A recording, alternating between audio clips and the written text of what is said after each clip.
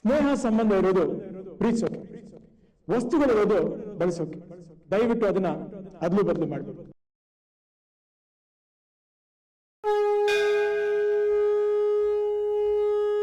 ಎಲ್ಲ ಪ್ರೀತಿಯ ಕನ್ನಡಿಗರಿಗೆ ನಮಸ್ಕಾರಗಳು.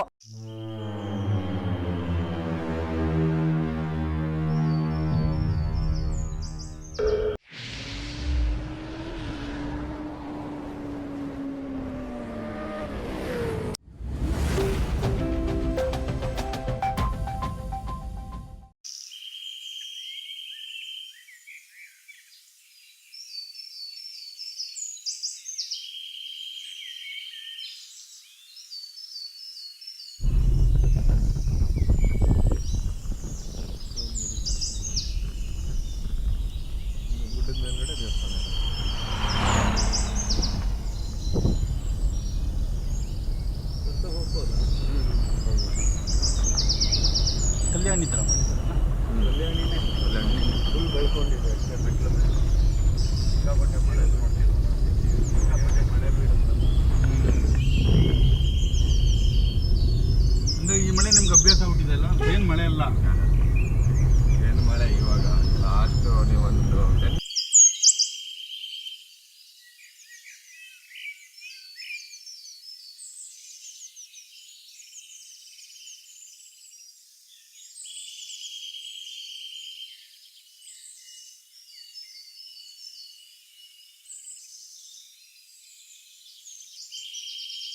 ಜೈನ ಬಸದಿ ಬಿಳಗಿ.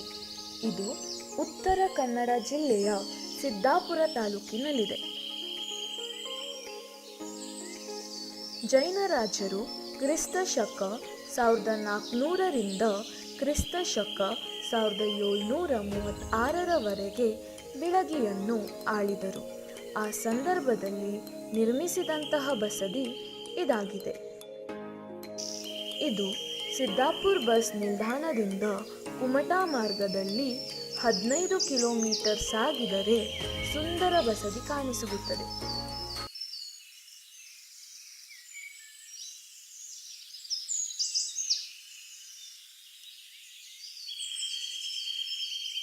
ಈ ಇಡೀ ಬಸದಿಯನ್ನ ಕಲ್ಲಿನಿಂದನೇ ಮಾಡಲಾಗಿದೆ.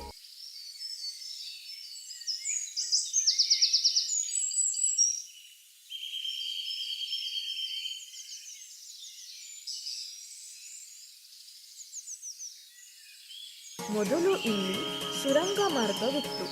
ಅದು ಇಲ್ಲಿಂದ ಗೋಲ್ಬಾವಿ, ಚಂದ್ರಗುತ್ತಿ, ಭುವನಗಿರಿಗೆ ಸಂಪರ್ಕ ಕಲ್ಪಿಸುತ್ತಿತ್ತು. ಕಾಲಾಂತರದಲ್ಲಿ ಮುಚ್ಚಲ್ಪಟ್ಟಿದೆ. ಇಲ್ಲಿ 2 ಶಾಸನ ಇದೆ. ಅದು ಹಳೆಗನ್ನಡದಲ್ಲಿದೆ.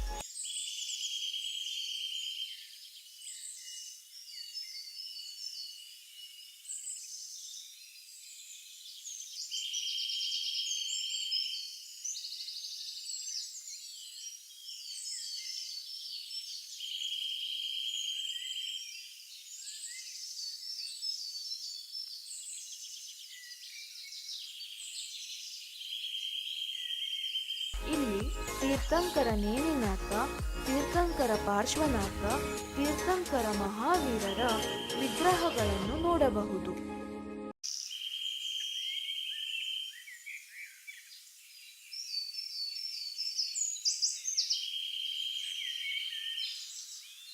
ಇನ್ನು ಬಸದಿಯ ಸುತ್ತ ನೋಡುವುದಾದರೆ ಅದ್ಭುತವಾದಂತಹ ಶಿಲ್ಪಕಲೆಗಳನ್ನು ನೋಡಬಹುದು.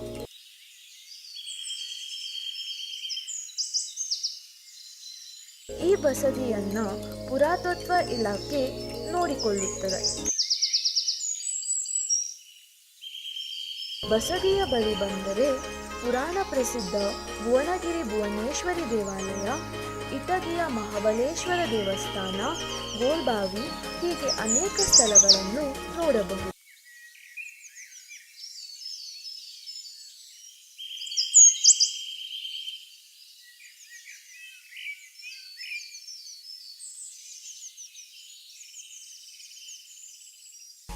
ಇಲ್ಲಿ ನಾವು ನಾಗರಕಲ್ಲನ್ನು ಕಾಣಬಹುದು.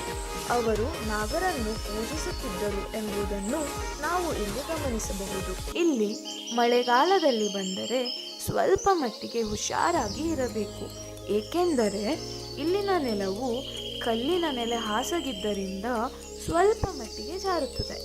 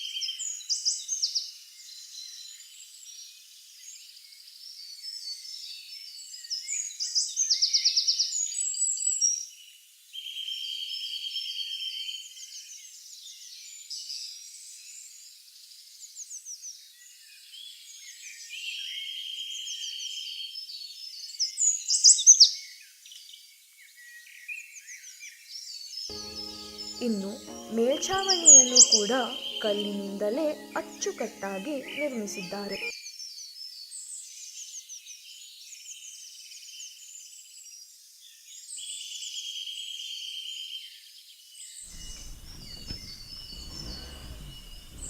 ಸ್ನೇಹಿತರೆ, ಇಲ್ಲಿ ಬೆಳಗಿಲಿರೋ ಜೈನ್ ಟೆಂಪಲ್ ಇದು ತುಂಬ ಚೆನ್ನಾಗಿದೆ ದೇವಸ್ಥಾನ ನೋಡಲಿಕ್ಕೆ. ಬಟ್ ಇದ್ರ ಬಗ್ಗೆ ಹಿಸ್ಟ್ರಿ ನಮಗೆ ಯಾವುದೂ ಕಾಣ್ತಾ ಇಲ್ಲ. ಒಂದು ಪ್ಲೇಟ್ಸ್ ಹಾಕಿಲ್ಲ, ಏನೂ ಹಾಕಿಲ್ಲ. ದಯವಿಟ್ಟು ಇದನ್ನು ಸಂಬಂಧಪಟ್ಟವರು ಶಾಸಕರಾಗಲಿ ಅಥವಾ ಸರ್ಕಾರದ ಅಧಿಕಾರಿಗಳೇ ಆಗಲಿ ಇತ್ತ ಗಮನ ಹರಿಸಿ ಆ ಇತಿಹಾಸದ ಬಗ್ಗೆ ತಿಳಿಸ್ಕೊಡ್ಬೇಕು ಬಂದಂಥ ಪ್ರವಾಸಿಗರಿಗೆ. ತಮ್ಮಲ್ಲಿ ಮನವಿ. ಒಂದು ಹೊಸ ವಿಡಿಯೋದಲ್ಲಿ ಮತ್ತೆ ಸಿಗೋಣ ಸ್ನೇಹಿತರೆ. ಟೇಕ್ ಕೇರ್, ಬಾಯ್.